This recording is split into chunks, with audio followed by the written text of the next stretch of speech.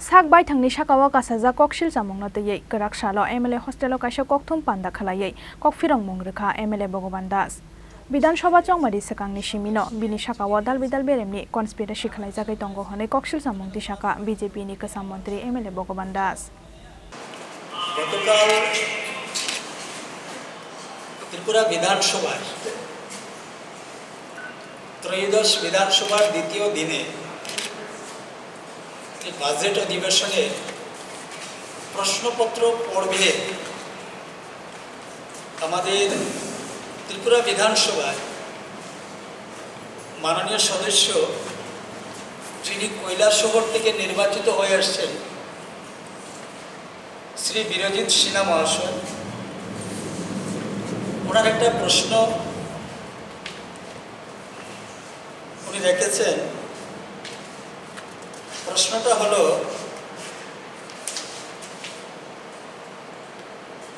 এটা কি সত্য যে ঊনকোটি জেলার নটিংচড়া চা বাগানটির জমি ন্যাশনাল হাইওয়ে নির্মাণের জন্য অধিগ্রহণ করা হয়েছিল? সত্য হলে জমি অধিগ্রহণ করার জন্য কত টাকা বরাদ্দ হয়েছিল এবং কত টাকা ব্যয় হয়েছে, এই ছিল মূলত ওনার প্রশ্ন। যথারীতি সেই প্রশ্নের উত্তরে মাননীয় মুখ্যমন্ত্রী জবাব দিয়েছেন। এরপর ওনার সাপ্লিমেন্টারি দিতে গিয়ে উল্লেখ করেছেন যে এই জমি অধিগ্রহণের সময় NHIDCL ওই জমির মালিককে চা পাতা বাগানের উপর দিয়ে যে জায়গাটা গিয়েছে, রাস্তা গিয়েছে, তার জন্য কিছু পয়সা দিয়েছে এবং সেই টাকা নাকি সেখানে দুর্নীতি হয়েছে এবং তার সঙ্গে আমার নামটা উনি উল্লেখ করেছেন। তার জন্যই আমি আপনাদেরকে এখানে আমন্ত্রণ জানিয়েছি আজকে, যে বিষয়টা একটু পরিষ্কার করার জন্য। দৈনিক সংবাদে যে সংবাদটা প্রচার হয়েছে তার শিরোনাম, দুর্নীতিতে নাম জড়ানো ভগবানের, বিরোধীদের প্রশ্নমানে জোর গুঞ্জন। তো কিভাবে দুর্নীতি, তার একটা সংক্ষিপ্ত তথ্য আমি আপনাদের সামনে তুলে ধরার চেষ্টা করি। 2021 সাল, ওই সময়ে গোটা পৃথিবীর সঙ্গে আমাদের দেশেও, আমাদের রাজ্যে কোভিড-19 একটা ভয়ানক পরিস্থিতি ছিল। আপনারা সবাই তার সাক্ষী রয়েছেন। কারা বাঁচব, কারা মরব, নির্দিষ্ট কোনো আমাদের কাছে জানা ছিল না। যে কোনো সময় যে কোনো জন আমরা সেই কোভিডের করাল গ্রাসে আমাদের জীবন চলে যাওয়ার মতো একটা পরিস্থিতি গোটা রাজ্যে তৈরি হয়েছিল। সেই দিন ভারতবর্ষের মাননীয় প্রধানমন্ত্রী জি, উনি অক্লান্ত পরিশ্রম করেছেন সেই কোভিড থেকে দেশবাসীকে বাঁচানোর জন্য।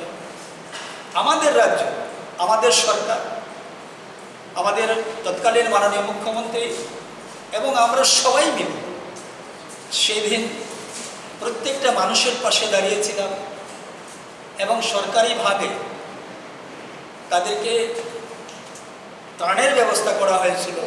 আমরা যারা বিধায়ক রয়েছি, মন্ত্রী রয়েছি, আরও যারা আমাদের দলীয় সমর্থক, সবাই আমরা সেদিন মাঠে ছিলাম।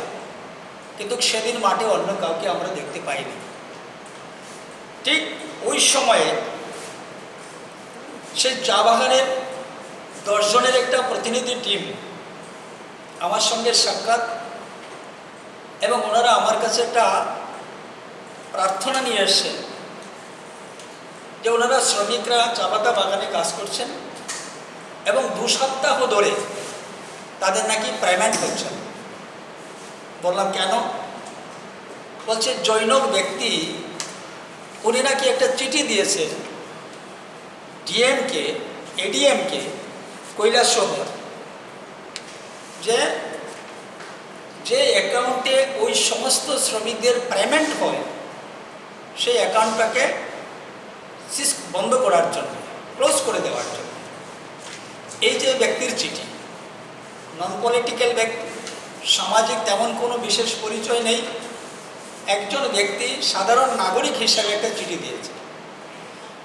আমি ভাবলাম যে একজন ব্যক্তি কি কারণে সেই চিঠি দিল তাদের পেমেন্ট বন্ধ করার জন্য, সেখানে আমার একটু সন্দেহ জেগেছে। সেই সন্দেহের মনে আমি তখনকার যিনি এডিএম ছিলেন, আমি আবার টেলিফোনে কথা বলেছি যে কেন আপনি এই শ্রমিকদের, এরা পয়সা পাচ্ছে না, আমার কাছে এসেছিল, যদি তারা আগামী 2 দিনের মধ্যে তাদের বকেয়া যে পেমেন্ট না পায় তাহলে কৈলাসহর কুমারঘাটের যে রাস্তা রয়েছে সেটাতে তারা অবরোধে নামবে সমস্ত পরিবার পরিজনদেরকে নিয়ে। আমি ভাবলাম যে একদিকে এই কঠিন পরিস্থিতি, করুণ পরিস্থিতি, কোভিডের সিচুয়েশন, একদিকে থমথম পরিস্থিতি চলছে, সরকার আমরা নাজেহাল হয়ে যাচ্ছি। আমি ব্যক্তিগতভাবে দিন রাত মানুষের পাশে ছিলাম এবং ব্যক্তিগতভাবে ওই সমস্ত পরিবারকে যারা কোভিড আক্রান্ত ছিলেন বা লকডাউনের সময় যারা গৃহবন্দী ছিলেন তাদের বাড়িতে আমি গিয়েছি। 5,000 পরিবারকে আমি আমার যথাসাধ্য আমি তাদেরকে সহযোগিতা করার চেষ্টা করেছি এবং যারা আক্রান্ত হয়েছিলেন তাদের সুচিকিৎসার জন্য যতটুকু ব্যবস্থা নেওয়ার ততটুকু ব্যবস্থা নিয়েছি। এই সময়ে যদি রাস্তা অবরোধের মতো একটা পরিস্থিতি তৈরি হয় তাহলে সেটা আর একটু অন্য ধরনের হবে। আপনারা যারা এখানে যারা আমার জার্নালিস্ট বন্ধুরা আছেন, সংবাদ মাধ্যমের যারা আছেন, আপনারাই সেই বিষয়টাকে হয়তো আরও অন্যভাবে নিন। সেই বিষয়টা মাথায় রেখে আমি বললাম যে এটা কীভাবে, তো উনি বলছেন যে রঞ্জন সিনহা নামে এক ব্যক্তি একটা চিঠি দিয়েছে। আমি বললাম যে কোনো ব্যক্তির নামে আপনি চিঠি দিয়ে ব্লক করবেন, অন্য কোনো রিজন আছে কি না? বলছে দেখেন অন্য কোনো রিজন নেই, অন্য কোনো কিছু নেই। তো ঠিক আছে, ওরা গরিব মানুষ, ওদের পেমেন্ট পাওয়া উচিত, এইটুকুই কথা হলো আমার।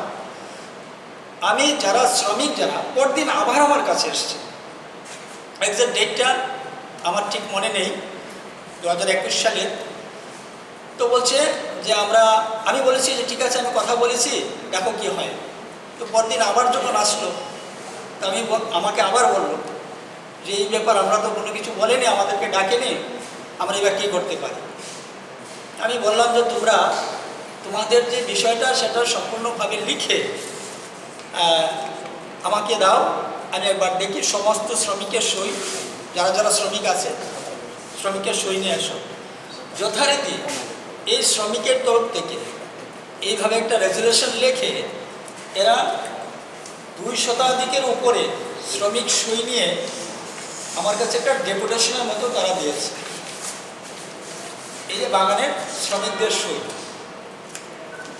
এরা লিখেছে যে এই করোনার সময়ে আমরা আমাদের কোনো ধরনের সহযোগিতা পাচ্ছি না, এমনকি আমাদের ন্যায্য পাওনা যেটা সেই টাকাটা আমরা পাচ্ছি না, আমাদেরকে সেই টাকাটা পাওয়ার ব্যবস্থা করে দিন।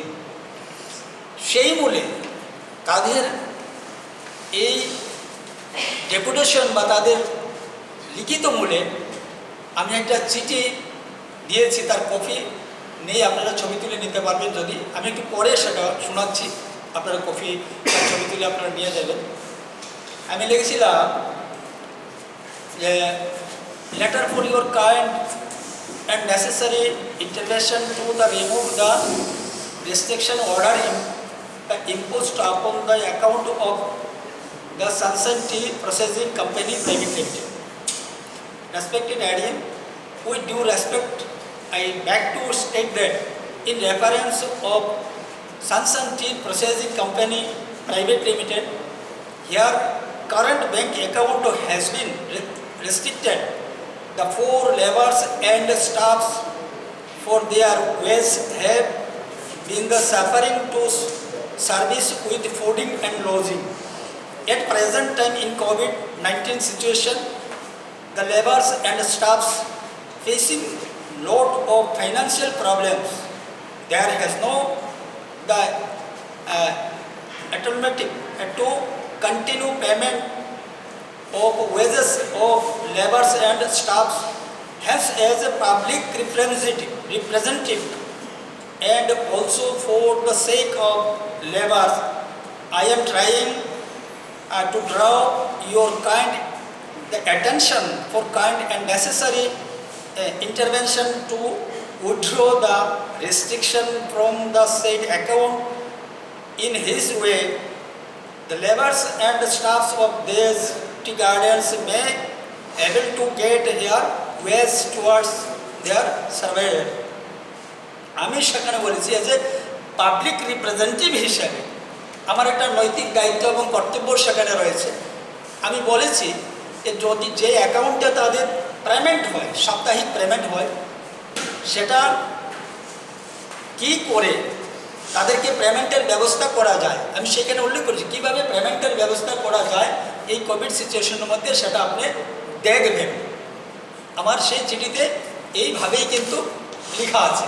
চিঠি আপনারা ছবি তুলে নেবেন, আপনারা দেখবেন সেখানে কী লেখা আছে।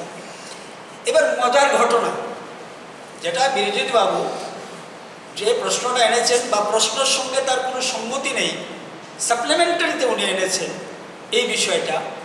এবার অদ্ভুত বিষয় আমি যেটা বলবো, আপনারা দেখুন, দৈনিক সংবাদে প্রকাশিত হয়েছে যে চক্ষু চরক গাছ হয়ে গেছে, এই মুহূর্তে আপনাদের চক্ষু চরক গাছ হয়ে যাবে, যেটা কি করে সম্ভব?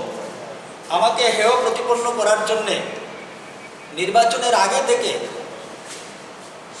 লোকাল এবং ফরেন, মানে স্বদেশি বিদেশি একটা বড় ষড়যন্ত্র আমার পেছনে একনিষ্ঠভাবে কাজ করে যাচ্ছে।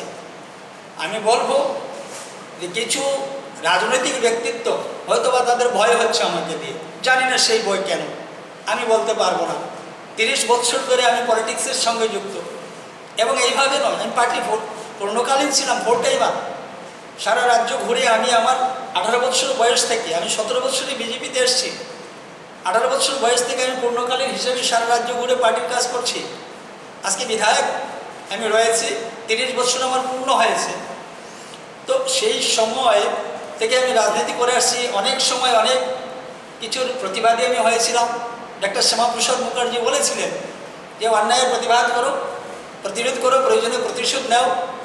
তাই সেই 30 বছর সময়কালে আমি অনেকের অনেক ঘটনা আমি তুলে ধরেছিলাম এবং সত্যটা জনসমক্ষে তুলে ধরার চেষ্টা করেছিলাম। ইদানিংকালে কিছু কিছু রাজনৈতিক এবং অরাজনৈতিক ব্যক্তিত্বের হয়তোবা কিছু ভয় হচ্ছে আমাকে দিয়ে। তাই গত বিধানসভা নির্বাচনের 6-7 মাস আগে থেকে সেটা একটু বেড়ে গেছে তাদের ভয়। তাই আমার পেছনে বা এই ধরনের কিছু অপবাদ বা মিথ্যা অপপ্রচার, বিভিন্ন ধরনের হেয় প্রতিপন্ন করার একটা চেষ্টা প্রতিনিয়ত চালিয়ে যাচ্ছে। তারই একটা অঙ্গ হচ্ছে এই বিষয়টা, যার কারণে আজকে আমি খুব সঙ্গে সঙ্গে আমি আপনাদের সাক্ষাতে বা মিডিয়ার সামনে আমি আসতে বাধ্য হয়েছি। এবার যে বিষয়টা হচ্ছে, আমি যে চিঠি দিয়েছি তার ডেট আপনারা দেখুন, 27/5/2021, 27/5/2023। এই যে আমার চিঠি, যেটা আমি চিঠি দিয়েছি। এবার চিঠিতে কী দিয়েছি আমি পরে শুনিয়েছি। এইবার ঘটনা হচ্ছে যে অ্যাকাউন্টে NHIDCL বা রাস্তার জন্য যে কম্পেনসেশন দেওয়া হয়েছে, সেই অ্যাকাউন্ট হচ্ছে এইটা। তার ডিটেলস আমি ব্যাংক থেকে সেই সময়ই কালেকশন করেছি, সেই সময় সেটা আমি পুরো ডিটেলস আমি কালেকশন করেছি। এইবার দেখা গেল কি যে এই অ্যাকাউন্টে পেমেন্ট হয়েছে, মানে টাকা ঢুকেছে, যেটা 4/3/2021, তার কপি আপনারা নিয়ে যাবেন। 4/3 মানে মার্চ মাসে,